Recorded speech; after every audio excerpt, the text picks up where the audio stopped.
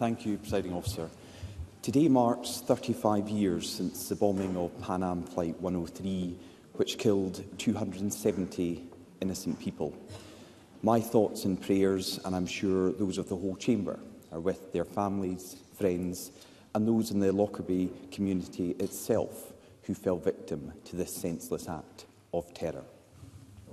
Can I ask the First Minister that in this week of the SNP's budget, which has led to everyone in Scotland who earns more than £28,850 paying more tax than workers south of the border, in total 1.5 million Scots paying more than people doing the exact same job elsewhere in the UK, does Humza Yousaf think it's fair that a majority of Scots will pay more tax than people south of the border who earn the same wage? First Minister.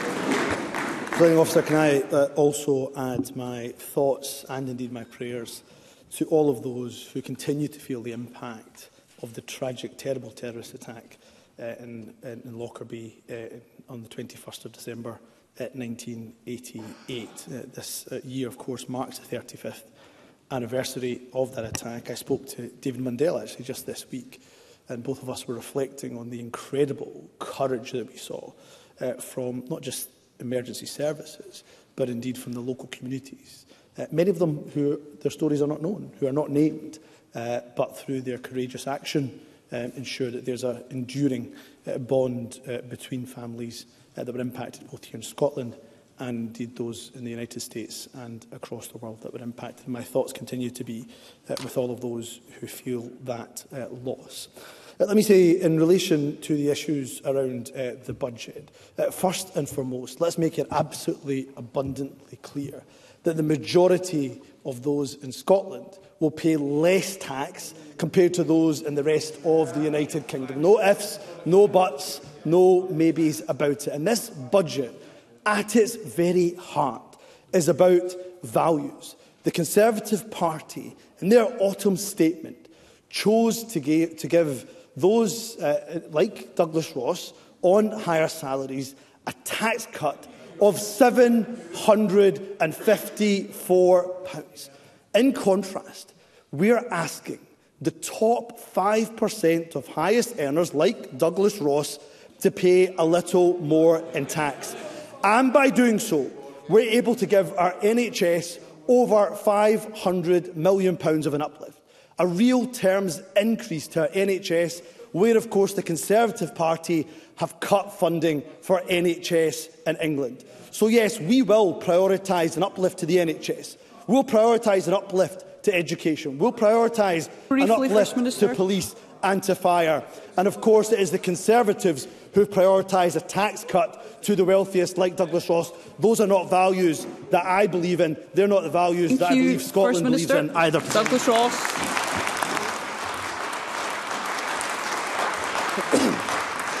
Of course, at its heart, this was a budget from the SNP which was about Scots paying more and getting less. That's what's going to happen as a result of this budget. And these SNP tax hikes on Scottish workers will damage our economy and risks forcing highly skilled, valuable workers out of Scotland.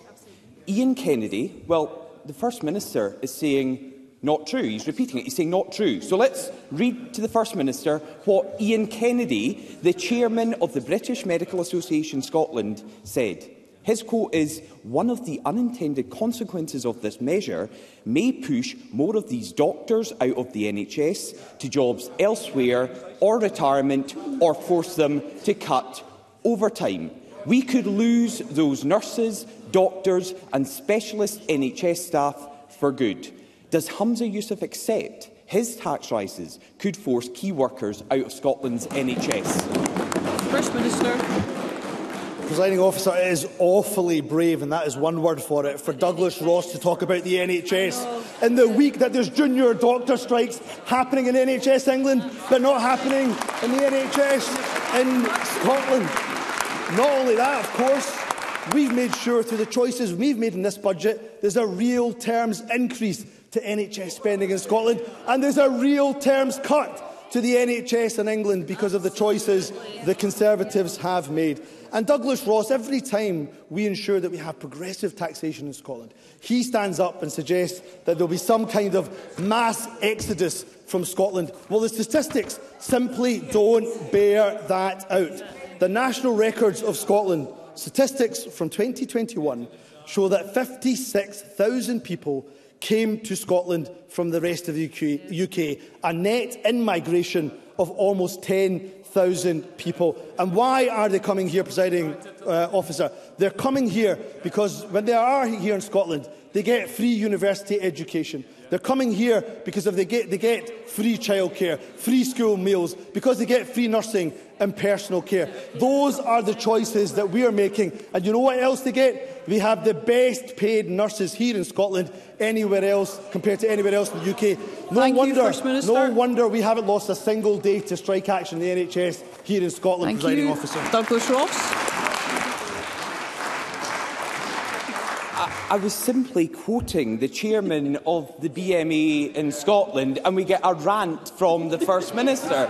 Let's be very clear. The UK Government is providing the highest ever level of funding to the Scottish Government. Now, tight budgets are purely the SNP's fault for wasting taxpayers' money. Well, they laugh. It would be funny if it wasn't so serious. The wastage from this SNP government Members, on let's hear ferries that Mr don't Ross. float, on doomed court cases, on Ivy League degrees for water executives before we even start on the bar bill. And as a consequence of SNP decisions, shops, pubs and hotels here in Scotland won't get the same rates relief as businesses in England and Wales. The Deputy First Minister is trying to shout down my question about hospitality. Mr Ross,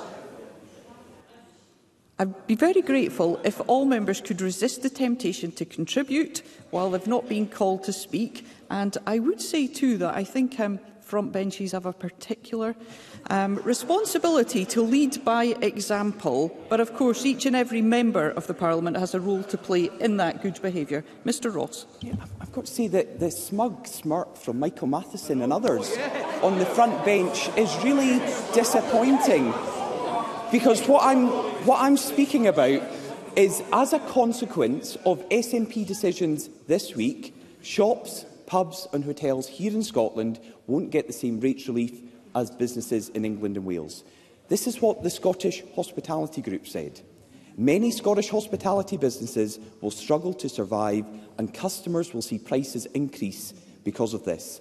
And the Scottish Grocers Federation said this: "It beggars belief that the Scottish Government has once again failed to pass on the 75% relief for retail seen elsewhere in the UK." So, First Minister, why are the SNP putting Scottish businesses at a disadvantage? First Minister. And this is why, Presiding Officer, Douglas Ross has no credibility when it comes to economic matters whatsoever. Not only did he demand, of course, that we previously imitate and copy Tory tax cuts, which would have meant we'd have £1.5 billion less to spend on vital public services. He demands we spend every single penny of UK government consequentials on business relief and tax cuts.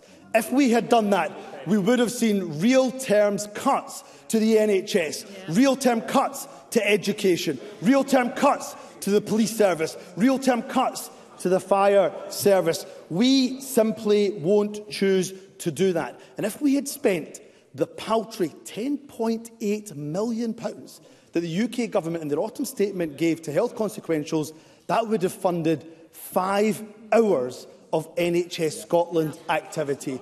We make different choices here in Scotland, Presiding Officer. Why? Because our policies mean that, yes, while we ask the top 5% to pay a little more in tax, they get more for it. And what we simply won't do is copy Tory tax cuts for the wealthy at the expense of our public services. Douglas Ross.